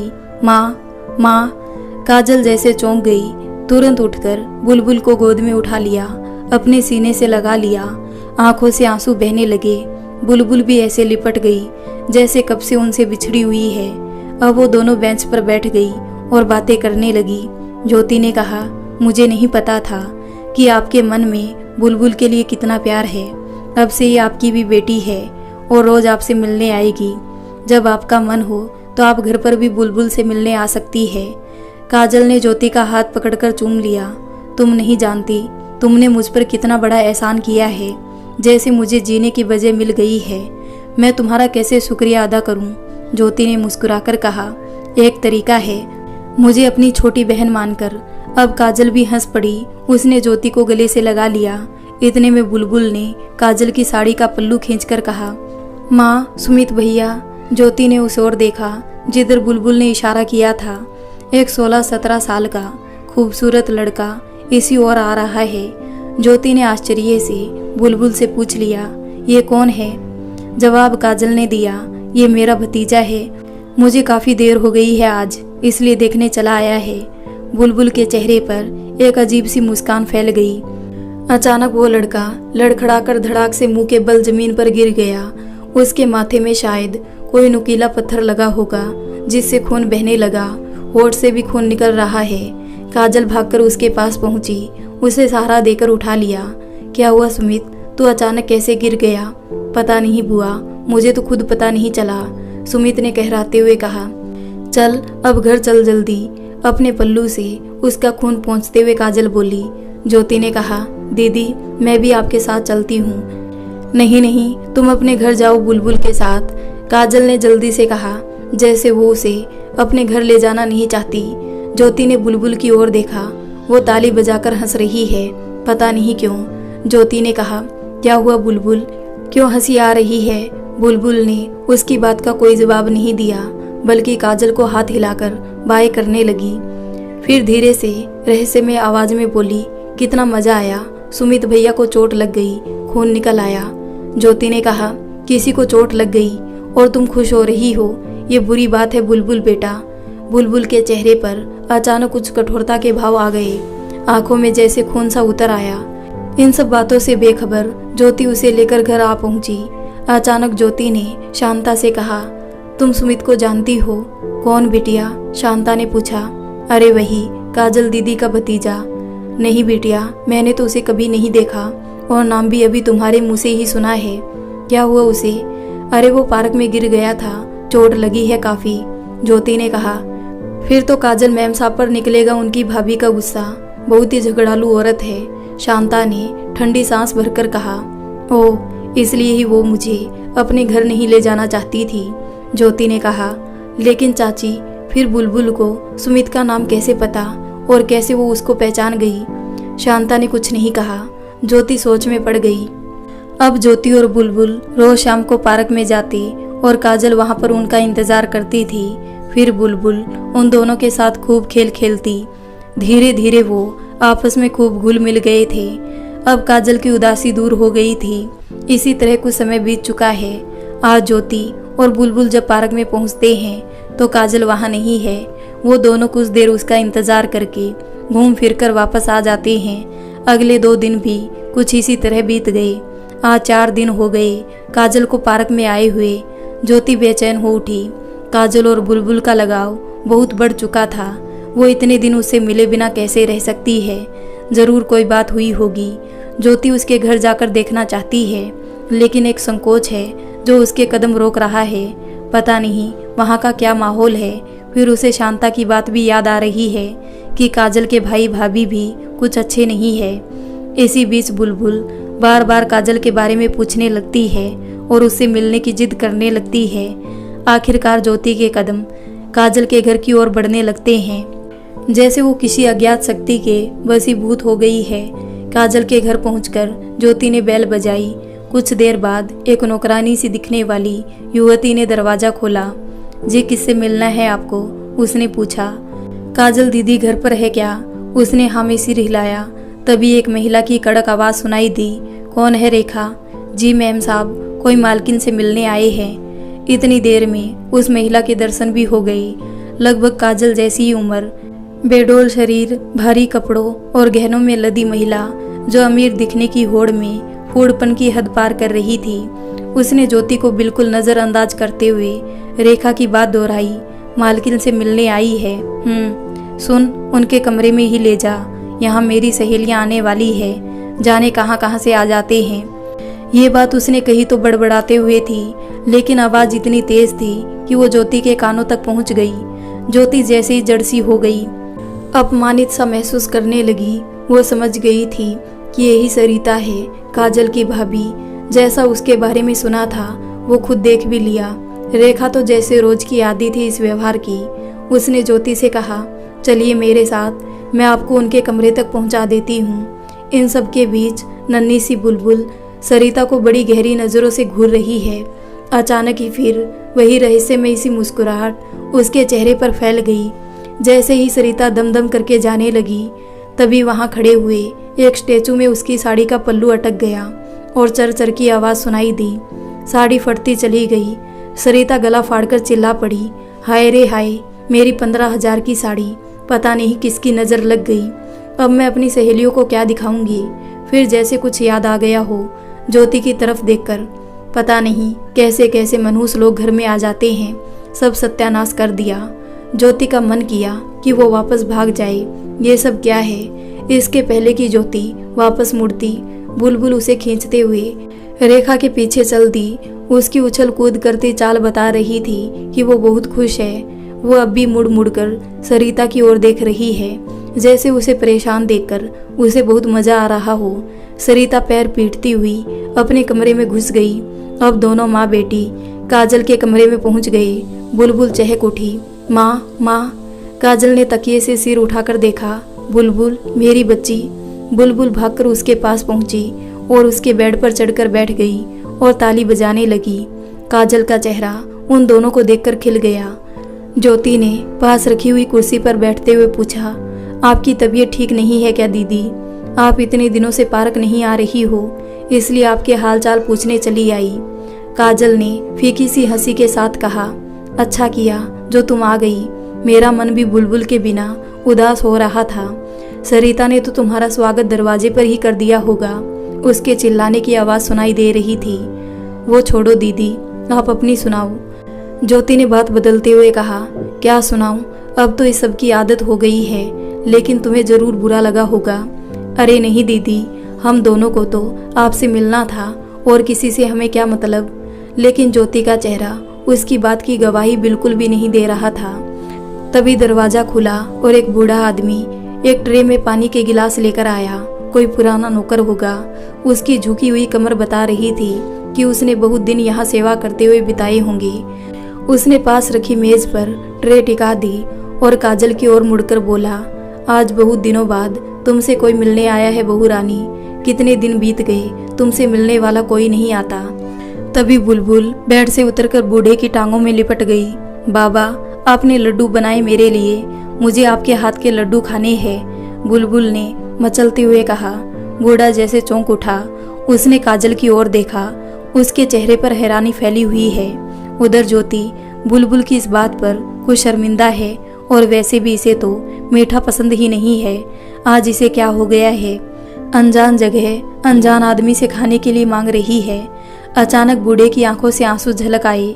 वो धीरे से फर्श पर बैठ गया, बुलबुल के पास। उसके सिर पर हाथ फेरते हुए कहा, जब से सिया बेटी गई है तब से आज तक मैंने लड्डू नहीं बनाए। उसकी आंखों से कुछ अतीत सा झांकने लगा। क्यों नहीं बनाए? आपको बनाने पड़ेंगे, अब तो मैं आ गई ना। उसकी आंखों में भर आए आंसुओं को बुलबुल ने अपने नन्हे हाथों से पोंछते हुए कहा, बूढ़ा एक बार फिर चौंक उठा। उसने बुलबुल को अपने से लिपटा लिया। काजल ने कहा, मैंने तुम्हें बताया था ना बुलबुल के बारे में। हाँ बहू रानी, तुमने सही कहा था कि बुलबुल हमारी सिया से बहुत मिलती है, बूढ़े ने खुश होते हुए कहा। ज्योति कभी काजल को तो कभी बूढ़े बाबा की ओर प्रश्नवाचक निगाहों से देख रही है। काजल की आंखें भी नम हो गई। उसने ज्योति के पीछे वाली दीवार की ओर उंगली से इशारा करते हुए कहा, यह है सिया, मेरी बेटी जो मुझे अकेले छोड़कर चली गई थी। ज्योति ने मुड़कर देखा। दीवार पर एक बड़ा सा फोटो जिस पर सूखे हुए गुलाबों की माला पड़ी हुई है। फोटो में एक 8-10 साल की लड़की गुलाबी रंग का फ्रॉक पहने हुए मुस्कुराते हुए खड़ी है। ज्योति की आंखें हैरत से फटी की फटी रह गई। मुंह से बोल नहीं निकल रहा है। ऐसा कैसे हो सकता है? यह तो वही है, बिल्कुल हूबहू वही। अचानक ज्योति की आंखों के आगे सारी घटनाएं घूम गई जो उसके साथ जंगल में घटी, मंदिर में, नैनीताल में, पार्क में और फिर सपने में घटित हुई थी। तो क्या बुलबुल के रूप में सिया ही वापस आ गई है या फिर बुलबुल के ऊपर उसकी आत्मा का साया है? कुछ भी तो समझ में नहीं आ रहा है कि ये सब क्या है। ज्योति की आंखों के सामने अंधेरा सा छाने लगा है। काजल बोले जा रही है, यह सिया का आखिरी फोटो है। उस दिन उसका 10वां जन्मदिन था। इस गुलाबी फ्रॉक को पहनकर सारे घर में परी की तरह उड़ती फिर रही थी। उसे वो फ्रॉक बहुत सुंदर लगा था, तभी उसने ये फोटो खिंचवाई थी। लेकिन क्या पता था कि ये फोटो उसका आखिरी फोटो होगा और जन्मदिन ही मरण दिन हो जाएगा। पता नहीं चला कि ये कब क्या हो गया। वो अपनी पार्टी छोड़कर छत पर कब चली गई, कैसे वो छत से गिर पड़ी, कुछ भी पता नहीं चला। जैसे ज्योति के कानों में ये सब बातें बड़ी दूर से आती हुई सुनाई दे रही है। इसी बीच सुमित भी वहां आकर खड़ा हो गया। उसके चेहरे पर कई भाव आ जा रहे हैं, जैसे वो भी उस दिन की दुर्घटना से सहमा हुआ सा लगता है। ज्योति को एक एक पल वहां रुकना असहनीय लग रहा है। उसने तुरंत बुलबुल का हाथ पकड़ा और तेज कदमों से दरवाजे की ओर चल पड़ी। सुमित सहमा हुआ सा जल्दी से एक और हट गया। काजल की आवाज ज्योति का पीछा कर रही है, अरे ज्योति सुनो तो, रुको तो सही, क्या हुआ है? लेकिन ज्योति को जैसे कुछ भी सुनाई नहीं दे रहा है। उसके दिमाग में एक बवंडर सा घूम रहा है जो उसकी सोच को उड़ाए लिए जा रहा है। इसी हड़बड़ी में वो दरवाजे से अंदर आते हुए एक आदमी से टकराते हुए बची, लेकिन उसने सिर भी नहीं उठाकर देखा, जबकि वो आदमी ठिठक कर उन्हें देखने लगा। अचानक बुलबुल चहक उठी, मामा जी बाय बाय। अब ज्योति का ध्यान उस तरफ गया। वो शायद काजल का भाई था, तो बुलबुल ने कैसे? शेष बात दिमाग में रेत की तरह बिखर गई। ज्योति ने महसूस किया कि वो एकदम सिहर उठा, जैसे कोई गलत काम करते हुए पकड़ा जाए। उसकी आंखों में एक डर दिखाई देने लगा। वो एकटक बुलबुल को देखता रह गया। ज्योति जल्दी से जल्दी बुलबुल को उसकी नजरों से और उस घर से दूर ले जाना चाहती है। और एक बुलबुल है जो अभी भी पीछे मुड़कर हाथ हिलाने में लगी है। लग रहा है जैसे वक्त थम सा गया है। जैसे तैसे ज्योति बुलबुल को खींचते हुए घर लाई और भड़ाक से दरवाजे को बंद कर दिया। वही सोफे पर धम से गिरकर गहरी गहरी सांस लेने लगती है। उधर इन सब बातों से बेखबर शांता उसके लिए पानी लेकर आ गई। आज तो बेबी ने बिटिया की अच्छी परेड करा दी है, जब ये ऐसे थक कर बैठ गई हो, शांता ने हंसते हुए कहा। लेकिन ज्योति पता नहीं किन ख्यालातों में खोई है। उसने कुछ जवाब नहीं दिया। अचानक ही वो बुलबुल को सीने से लगाकर दहाड़े मार मार कर रोने लगती है। शांता बुरी तरह से चौंक जाती है। क्या हुआ बिटिया, क्या बात है, क्यों रो रही हो? कुछ तो बोलो। और ज्योति रोए जा रही है। बुलबुल भी अब कुछ सहम सी गई है। दीपक ऑफिस से घर पहुंचा। ज्योति अभी भी बुलबुल को गोद में बिठाकर रो रही है। चौंक उठा वो। क्या हुआ? अचानक ज्योति को सोफे पर बैठकर ज्योति के सिर पर प्यार से हाथ फेर कर पूछा, क्या हुआ? तबीयत तो ठीक है तुम्हारी? फिर शांता की ओर देखा, इसी उम्मीद से कि कुछ पता तो चले, आखिर बात क्या है। पता नहीं साहब, पार्क गई थी बिटिया बेबी के साथ, जब से आई है रोए जा रही है, कुछ बता ही नहीं रही है। शांता के लहजे में परेशानी उभर कर आ गई। बुलबुल अब मचलकर दीपक की गोद में आकर बैठ गई। दीपक ने उससे पूछा, मम्मा को क्या हुआ बुलबुल? आपने पार्क में तंग किया था मम्मा को? नहीं तो पापा, बुलबुल ने अपनी गर्दन हिला दी। हम तो माँ के घर गए थे, मतलब काजल जी के घर। क्यों ज्योति, कुछ तो बताओ, क्या हुआ है वहाँ? दीपक ने पूछा। ज्योति ने झपटकर दीपक का हाथ पकड़कर अपने सिर पर रखकर कहा, पहले मेरी कसम खाकर कहो कि मेरी बात पर यकीन करोगे। यह क्या बचपने वाली बात कर रही हो तुम? क्यों नहीं यकीन करूँगा, कुछ बताओ तो, दीपक ने झल्लाकर कहा। ज्योति ने भी प्रतिक्रिया स्वरूप कुछ ऊंची आवाज में कहा, क्योंकि तुमने कभी मेरी बात को सच नहीं माना। आज मुझे सब पता चल गया है। शांता चाची, तुम जरा बुलबुल को लेकर जाओ, मुझे दीपक से कुछ बातें करनी है। ठीक है बिटिया। शांता ने बुलबुल का हाथ पकड़ा और कमरे से बाहर निकल गई। दीपक, तुम्हें याद है वो लड़की, वही जिसके बारे में मैं तुम्हें बताती थी और तुम कभी भी मेरा यकीन नहीं करते थे, उसे मेरा वहम बताते थे। आज ये सिद्ध हो गया है कि वो मेरा वहम नहीं था। मुझे पता चल गया है कि वो कौन थी। मैंने तुम्हें बताया था ना कि वो कोई जीती जागती बच्ची नहीं है, वो कोई आत्मा है। मैं बिल्कुल सही कहती थी। दीपक हैरानी से उसकी ओर देखे जा रहा है। उसे कुछ भी समझ नहीं आ रहा है कि आज अचानक इतने दिनों बाद ये सारी बातें कहाँ से ज्योति के दिमाग में आ गई। मैं कुछ समझा नहीं ज्योति, तुम क्या कह रही हो? पूरी बात तो बताओ, दीपक ने परेशान होते हुए कहा। तो सुनो, वो लड़की सिया थी, काजल दीदी की बेटी, वही बेटी जो 5-6 साल पहले छत से गिरकर मर गई थी। ज्योति ने जैसे कोई धमाका कर दिया। दीपक स्तब्ध रह गया। हाँ, मैं बिल्कुल सही बोल रही हूँ। आज ही उनके घर पर मैंने उसकी तस्वीर देखी है और इससे भी बड़ी बात यह है कि बुलबुल का उनके लिए प्यार कोई संयोग नहीं है, बल्कि बुलबुल के रूप में सिया ही वापस आ गई है शायद, या फिर सिया बुलबुल के ही साथ रहती है। दीपक के मुंह से बड़ी मुश्किल से निकला, यह सब क्या कह रही हो तुम ज्योति? तुम्हें ऐसा क्यों लगता है? ज्योति गुस्से से बिफर पड़ी। फिर वही बात, मैंने तुम्हें बताया था ना कि बुलबुल ने अपने आप सुमित को पहचान लिया था, जबकि मैं और शांता चाची भी उसे नहीं जानते थे और मुझे इस बात की बड़ी हैरानी हुई थी। तो उसका इस बात से क्या संबंध है ज्योति? दीपक अभी भी सारी बात को समझने की नाकाम कोशिश कर रहा है। अब ज्योति ने उसे सारी बात बताई जो काजल के घर पे हुई थी। ज्योति पता नहीं आवेश में या डर के कांप रही है। उसकी आवाज भी बीच बीच में लड़खड़ा जाती है। सारी बातें बताकर ज्योति गहरी गहरी सांस लेने लगती है, जैसे कितनी दूर से दौड़कर आ रही हो। दीपक को जैसे सांप सूंघ गया सारी बातें सुनकर। ज्योति भी निठाल सी हो गई। दोनों के बीच में एक सन्नाटा सा छा गया। ज्योति सब कुछ बोल चुकी है और दीपक के पास बोलने के लिए कुछ है ही नहीं। दोनों के दिमाग में सीटियां सी गूंज रही है। पता नहीं कितनी देर दोनों की यही हालत रही। इस सन्नाटे को आखिर दीपक ने तोड़ा। अब हमें क्या करना चाहिए? ज्योति ने निराशा पूर्वक सिर उठाकर देखा। हम कर ही क्या सकते हैं? प्रश्न के उत्तर में एक दूसरा प्रश्न, फिर दोनों के बीच एक लंबा सन्नाटा। आखिरकार दीपक ने एक गहरी सांस लेकर कहा, जब हम कुछ कर ही नहीं सकते तो फिर सब कुछ भगवान पर छोड़ दो। जो हुआ है वो उनकी मर्जी से हुआ है और आगे भी वही होगा जो उनकी इच्छा होगी। ज्योति जैसे तड़प उठी। माँ नहीं होना तुम नहीं समझोगी मेरी हालत। दीपक ने उसके कंधे पर हाथ रखकर उसकी आंखों में झांक कर देखा। क्यों नहीं समझूंगा? तुम माँ हो तो मैं भी उसका पिता हूँ। क्या उसके लिए हम दोनों ने हर जगह एक साथ माथा नहीं झुकाया है?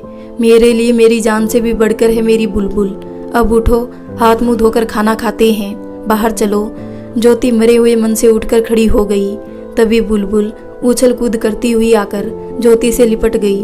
मम्मा, मुझे आपके हाथ से खाना खाना है, जल्दी चलो। ज्योति ने उसे गोद में उठाकर चूम लिया और शांता को आवाज देकर खाना लगाने को कहा। बुलबुल अपनी ही धुन में कुछ बातें सुनाती जा रही है और ज्योति हूँ हूँ करती जा रही है, लेकिन अभी दिमाग में वही सब बातें घूम रही है जो आज काजल के घर हुई। दीपक भी चुपचाप खाना खा रहा है। उसे भी कुछ अच्छा सा नहीं लग रहा है। अगले दिन दोपहर को ज्योति के घर की डोर बेल बजी। शांता ने दरवाजा खोला। सामने काजल खड़ी थी। अरे आप मैम साहब, अंदर आइए। ज्योति है क्या घर पर? काजल ने अंदर आते हुए पूछा। जी हाँ, आप बैठ जाइए, मैं बुलाती हूँ बिटिया को। इतने में ज्योति ड्राइंग रूम से आ ही गई, साथ में बुलबुल भी। अरे दीदी, आपकी तबीयत ठीक नहीं थी तो आप क्यों आ गई? ज्योति ने कुछ नजरें चुरा कर कहा। काजल गहरी नजरों से एकटक उसकी ओर देख रही है। मानो नजरों से ही ज्योति के मन की बात जान जाएगी। बुलबुल काजल के पास बैठ गई। माँ आप मेरे लिए लड्डू लेकर आई हो ना? बाबा ने बना दिए। नहीं बेटा, वो अभी बना रहे हैं, आप अभी शांता के साथ जाओ, मुझे आपकी मम्मा से बात करनी है। गुड गर्ल, काजल ने प्यार से उसके गाल पर हाथ फेरते हुए कहा। नहीं, मुझे आपके पास रहना है, बुलबुल ने मचलते हुए कहा। प्लीज़ बेबी, थोड़ी देर के लिए। ओके माँ। बुलबुल शांता के साथ अपने कमरे में चली गई। काजल ने ज्योति का हाथ पकड़कर उसे अपने पास बिठाकर कहा, तुम मुझे बड़ी बहन मानती हो ना, तो फिर बताओ क्या हुआ तुम्हें? कल तुम कैसे एकदम इतनी परेशान हो गई? मैं तुम्हें पुकारती रही और तुमने मुड़कर देखा भी नहीं। कोई बात तो ज़रूर है, तुम्हें मेरी कसम सब सच सच बताओ। काजल जैसे एक सांस में कहती ही चली गई। वो बहुत ही बेचैन नजर आ रही है। ज्योति ने उसे ध्यान से देखा और कहा, क्या आप मेरी बात पर यकीन करोगी? क्यों नहीं करूँगी, तुम कुछ कहो तो, काजल ने कहा। ज्योति ने गहरी सी ठंडी सांस लेकर काजल की ओर देखा, मानो सोच रही है कि बात शुरू कहाँ से की जाए। काजल उत्सुकता से उसके बोलने का इंतजार कर रही है। दीदी, मैं आपकी बेटी सिया से मिल चुकी हूँ, लेकिन वो जैसे आगे शब्द नहीं मिल रहे हैं ज्योति को बोलने के लिए। काजल की आंखें सोचने के अंदाज में सिकुड़ गई। लेकिन हम तो इस बिल्डिंग में सिया की मौत के साल भर बाद शिफ्ट हुए थे, फिर तुम उससे कहाँ मिली? अब ज्योति ने काजल को सिया से मिलने की पूरी कहानी बता दी और ये भी कि सिया किसी और को नहीं दिखाई देती थी। कुछ देर के लिए काजल स्तब्ध रह गई। ज्योति ने कहा, आपको यकीन नहीं है ना इस बात पर? काजल अचानक ही फपक कर रो पड़ी। मुझे तुम्हारी बात का पूरा यकीन है और मुझे तो बुलबुल से मिलकर पहले दिन ही यकीन हो गया था कि जैसे मेरी सिया ही वापस लौट आई है मेरे दुख दूर करने के लिए। लेकिन एक बात बताओ ज्योति, उसने अपनी मौत की वजह क्यों नहीं बताई? क्योंकि आज भी मेरा मन कहता है कि सिया की मौत के पीछे कोई ना कोई राज छिपा है। उसने तो मुझे ये भी नहीं बताया था कि उसकी मौत हो गई है, वो जिंदा नहीं है। शायद इसलिए कि मैं ज़्यादा डर ना जाऊं। वो मुझे परेशान नहीं करना चाहती थी, लेकिन उसको देखकर फिर भी मैं अपसेट हो जाती थी। लेकिन हाँ, उसने कहा था कि उसके साथ अन्याय हुआ है और भगवान भी उसकी मदद करेंगे उसे न्याय दिलाने में, ज्योति ने काजल को बताया। इस बीच बुलबुल फिर फुदकती हुई वहां आ गई और दोनों के बीच में बैठकर बातें करने लगी। काजल और ज्योति दोनों ने उसे लिपटा लिया। बुलबुल के चेहरे पर प्यारी सी मुस्कुराहट आ गई। आखिर वो दो माओं की इकलौती लाडली बेटी जो थी। अब काजल और ज्योति दोनों एक दूसरे के दुख दर्द और परेशानी से अवगत थी। अब उनके बीच कोई औपचारिकता नहीं थी। एक माँ इसलिए परेशान थी कि उसकी बच्ची के साथ क्या हुआ, कैसे हुआ, जबकि दूसरी की परेशानी ये थी कि मेरी बच्ची के साथ क्या होगा, उसे कैसे आने वाली परेशानी से बचाकर रखूं। इसी दुविधा में काजल का अधिकतर समय ज्योति के घर पर ही बीत रहा था। आज भी काजल ज्योति के पास बहुत देर से बैठी है। उन्हें समझ नहीं आ रहा है कि क्या कैसे हो रहा है। आज तो शांता ने काजल को लंच भी यहीं करवा दिया है, क्योंकि उसके घर में तो उसकी चिंता करने वाला कोई नहीं है सिवाय पुराने नौकरों के, और उन बेचारों की वहाँ पर औकात ही क्या थी। तभी शांता सुमित को लेकर वहाँ आ गई। मैम साहब, सुमित भैया आपको पूछ रहे हैं। अरे क्या हुआ बेटा, कुछ काम था क्या मुझसे? काजल ने उससे पूछा। हाँ बुआ, मैं कई दिनों से देख रहा हूँ कि आप कुछ परेशान सी है, घर पर भी नहीं मिलती कभी, सुमित ने प्यार से कहा। नहीं बेटा, ऐसा तो कुछ भी नहीं है। तो फिर इस बार आपको मेरे जन्मदिन की भी याद क्यों नहीं है? काजल को जैसे एक धक्का सा लगा। अरे हाँ वही तो, मैं तो खुद ही तुझसे बात करने वाली थी, काजल ने बात बदलते हुए कहा। लेकिन सुमित के चेहरे से पता चल रहा है कि उसे काजल की बात का विश्वास नहीं हुआ है। तो चलो बुआ, घर चलकर प्लानिंग करते हैं। वैसे मेरी क्या ज़रूरत है बेटा, भाभी भैया ने सब प्लानिंग कर ली होगी। कुछ उदास होते हुए काजल बोली। हाँ तो, लेकिन आपको पता है ना कि बर्थडे वाले दिन मैं आपकी पसंद के कपड़े ही पहनता हूँ। तो चलिए हम दोनों शॉपिंग करने चलते हैं, सुमित ने जोर देकर कहा। इस बीच ज्योति ने मुस्कुराकर पूछा, कब है तुम्हारा बर्थडे सुमित? नेक्स्ट संडे को ही आंटी, आप सबको भी ज़रूर आना है मेरे बर्थडे पर, सुमित ने कहा। बुलबुल सुनकर खुशी से उछलने लगी। माँ, मम्मा हम सब चलेंगे ना सुमित भैया के बर्थडे में? मैं तो पिंक वाली ड्रेस पहनूंगी।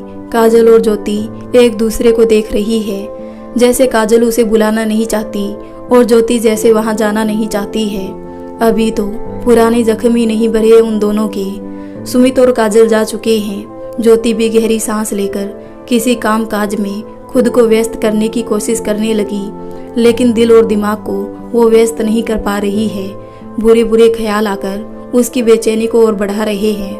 उसने निश्चय कर लिया था कि वो कभी भी काजल के घर नहीं जाएगी, अपनी बेटी का पूरा ध्यान रखेगी। आज संडे है, सुमित का बर्थडे। ज्योति ने शांता को समझा दिया है कि भूलकर भी इस बात का जिक्र नहीं होना चाहिए घर पर, लेकिन शायद किस्मत को ये मंजूर नहीं है। जैसे ही दीपक और ज्योति ब्रेकफास्ट फिनिश करके उठे, फोन की घंटी बजी। दीपक ने फोन उठाकर हेलो कहा। उधर से सुमित की आवाज़ सुनाई दी। अंकल नमस्ते, मैं सुमित बोल रहा हूँ। दीपक उसे पहचान गया। बोलो बेटा, कैसे फ़ोन किया? जी अंकल, आज मेरा बर्थडे है।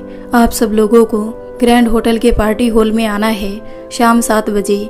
आंटी को मैंने बता दिया था, लेकिन रिमाइंड करने के लिए फ़ोन किया है, सुमित ने कहा। अरे वाह, हैप्पी बर्थडे सुमित, हम लोग टाइम से पहुंच जाएंगे, दीपक ने उसे विश करते हुए कहा। थैंक्स अंकल, काजल बुआ आप सबको देखकर खुश हो जाएगी। बाय अंकल, बोलकर सुमित ने फ़ोन रख दिया। दीपक ने ज्योति की ओर देखा। तुमने मुझे क्यों नहीं बताया कि आज सुमित का बर्थडे पार्टी है? भूल गई थी क्या? ज्योति समझ नहीं पा रही है कि क्या जवाब दूं। मुझे नहीं जाना किसी पार्टी में, अचानक ज्योति के मुंह से निकल गया। क्यों, ऐसी क्या बात है? उसने कितने प्यार से इनवाइट किया है और फिर काजल भी उससे कितना प्यार करती है। यदि हम नहीं गए तो उन्हें कितना बुरा लगेगा। लेकिन दीपक को साफ पता चल रहा है कि उसकी बात का ज्योति पर कोई असर नहीं हो रहा है। वो कुछ अपनी ही उधेड़ बुन में लगी है, मन ही मन। दीपक ने समझाते हुए कहा कि कुछ देर के लिए चलेंगे और जल्दी वापस आ जाएंगी, ठीक है ना?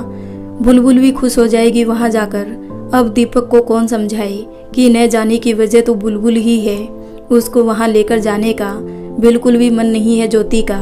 खैर, इसी बीच बुलबुल ने भी पार्टी में जाने की तैयारी शुरू कर दी। शांता से जिद करने लगी कि मेरी पिंक ड्रेस निकालो, जल्दी मुझे पार्टी में जाना है। अभी नहीं जाना है बेबी, शाम को जाना है, शांता ने समझाया। लेकिन बुलबुल ने खुद ही अपनी अलमारी से कपड़े निकाल कर फेंकने शुरू कर दिए। अपनी पसंद का फ्रॉक हाथ में आते ही खुश होकर उछल कूद करने लगी। मम्मा पापा देखो मेरी ड्रेस। दीपक हंस पड़ा, लेकिन ज्योति के दिल पर जैसे बिजली सी गिरने को तैयार है। उधर शांता बुलबुल की अलमारी ठीक करने लगी और उधर बुलबुल अपनी ड्रेस को हाथ में लेकर भागती फिर रही है। शाम को ज्योति अनमने मन से तैयार हो गई। बुलबुल तो बहुत देर से ही तैयार हुई बैठी थी। उसकी खुशी का और छोर ना था। दीपक उन दोनों को लेकर पार्टी हॉल की तरफ चल दिया। पूरे रास्ते ज्योति पता नहीं किन ख्यालातों में गुम रही। हाँ, बुलबुल पूरा टाइम दीपक को कुछ ना कुछ बताती रही और वो उसकी बातों पर हंसता रहा। इसी तरह वो लोग ग्रैंड होटल पहुंच गए। पार्टी हॉल बहुत सुंदर ढंग से सजाया हुआ था। काफी बड़ा हॉल था, लेकिन मेहमानों की भीड़ भी कम नहीं थी। बीचों बीच एक बहुत बड़ी टेबल पर बहुत बड़ा केक रखा हुआ था, जिस पर 18 आने की कैंडल लगी हुई थी। बुलबुल ने दूर से ही काजल को देख लिया और आवाज लगाने लगी। काजल तुरंत दौड़कर उसके पास पहुंची और गोद में उठा लिया। दीपक और ज्योति ने भी नमस्ते की। इसी बीच सुमित भी आ गया। वो भी उन सबको देखकर खुश हो गया।